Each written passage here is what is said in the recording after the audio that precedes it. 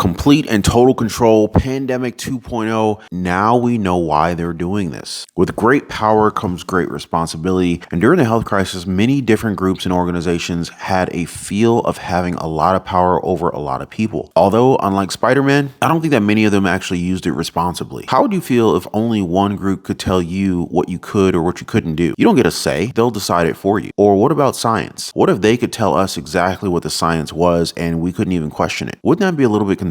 Although these people do get some really good perks. How would you like to be tax exempt? Never pay another tax dollar again. Sounds like a dream come true, huh? Well, if the World Health Organization ever comes knocking at your door to invite you into their group, make sure you say yes, as they're the group that we're talking about today. And just how much money is enough? Because we're also going to show you the people who stand to make the most out of another crisis, another health crisis in particular. And here's a clue. One of them is a billionaire. So I guess it's not enough to have billions of dollars for these people, huh? So here's a question. Would you ever consent to having your lives directed by unelected leaders who just happen to have a lot of money? Comment a quick yes or no on that one. Now, before I continue, guys, do a favor, drop a quick like for the video and also share this video with a friend. I really appreciate that. Also, if you're new to the channel and you're in need of your daily dose of the truth when it comes to global happenings, social security, the state of the stock market, the housing market, our economy, and everything that they're doing up in Washington, D.C. that affects us, make sure to subscribe to the channel. And for the best way to invest in gold or silver, hit the link in the description down below of this video. So guys, do you think that the big time donors have sway with our politicians? I mean, be honest. Do you believe that there's a chance that special interests take over if someone gave, I don't know,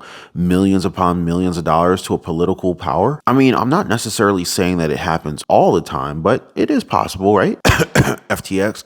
Excuse me, just had to clear my throat there. Sorry about that. Now, if you answered yes, what harm could a donor who is not elected by the people to power, what could they do to certain policies if they wish to change things to their liking? Now, I'm asking because were you aware of just how much the WHO or the World Health Organization receives in private donations? Let's try that from 1% to 100%. What's the possible number in your head? You got a number? Good. But the right answer is roughly 86%. Now, take into consideration that what I asked you about special interests, and if you remember the treaty called the WHO, the CA+, which will give the WHO almost unlimited power when it comes to controlling different government policies, you would feel a little bit worried, right? You would think that the WHO was the epitome of wisdom during the health crisis, but a lot of people would argue that they were far from that. So why are governments ready to hand over our rights to these unelected leaders? An elected member of parliament, Andrew Brigden, he's from the UK, he made some very good points about why we should be worried about the WHO taking over and how their treaty may be overstepping on our rights. It took a while to find, but here's what they had to say about the WHO and their track record for the health crisis. The WHO let us down over COVID with their response. In January 2020, as already been pointed out, they were still telling us that there wasn't person-to-person transmission of the virus. That was wrong. That was wrong. And then they prescribed lockdowns and mass vaccination during a pandemic which drove mutations.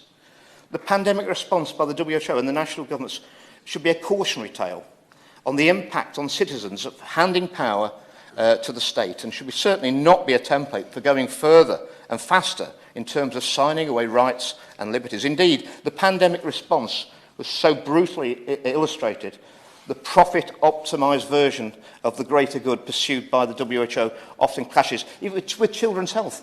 Wait. Signing away our rights and liberties with the WHO CA+ treaty? Oh yeah, that was included on there. The parties will identify and integrate into relevant pandemic prevention and preparedness plans, interventions, and address the drivers of the emergence and reemergence of disease at human-animal environment interface, including but not limited to climate change, land use, wildlife trade, desertification, and antimicrobial resistance. So that's pretty vague though, right? Now, I'm not sure about you, but doesn't it sound like they'd have the authority to pretty much label anything a pandemic, or at least be at risk of a pandemic so that they would have even more control over the people? Who exactly is the World Health Organization? Well, according to Brigden, these people put the term super in superpower. Listen to this.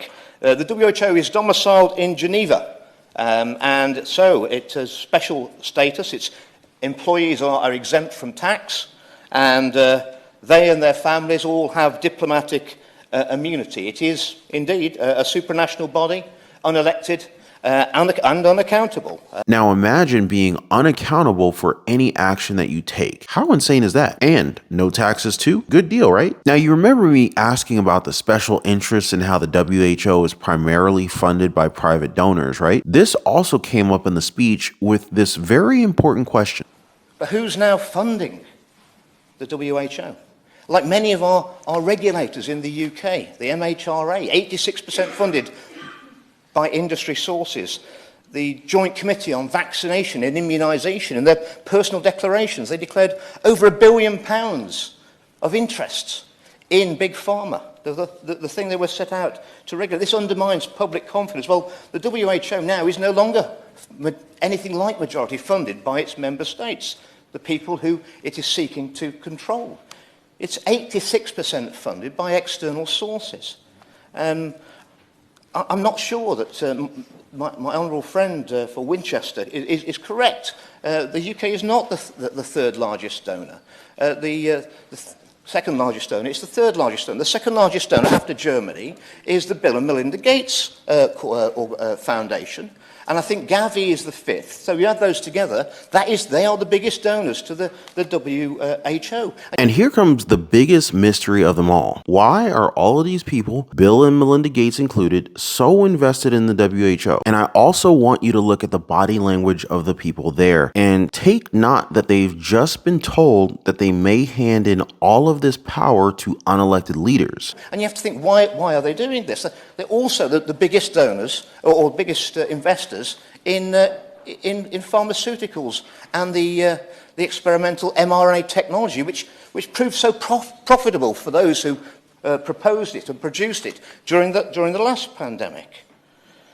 Indeed, the WHO, it says the member states' contributions to WHO funds have been capped and today account for only 16% of WHO's total budget, with an increasing share of funding to WHO coming from voluntary contributions, where donors direct funding according to their priorities. And there you have it. So at the end of the day, money talks and power is left for those at the very top. Now, if you guys can rewind the footage, you could actually see one of the people there just kind of tapping his feet as he's waiting for the speech to end. Not a care in the world. But again, as I always do with everything that I find and present to you guys, what are your thoughts on this? Are any of you guys concerned? Now, I know a lot of us are, and it's not just because of this treaty that can literally take away our freedoms and pass it on to unelected leaders, but a lot of us are concerned about when we're getting our next paycheck. Cash flow is a huge issue, and with credit card bills, mortgages, car payments, and a list of expenses that we take care of on a regular basis, many of us are looking for money-making opportunities, which is what side hustles and small businesses can provide. Both are great ways to generate multiple streams of income, and if you're looking to make the most of your money, like, why not invest it? There's going to be some discounts coming to the real estate market. The stock market's always good if you know how to find the right deals, and of course, if you know what you're doing. And we cannot forget about gold and silver. The road to financial freedom is not easy, but it's also not impossible. So please don't hesitate to get in contact with me. Hit me up in the comment section down below. Let me know what you guys are interested in learning more or hearing more about. And before I go, don't forget to drop a thumbs up for the video, subscribe, and share this video with a friend. I appreciate you guys. I look forward to seeing you on the next one. Please be kind to one another and be safe.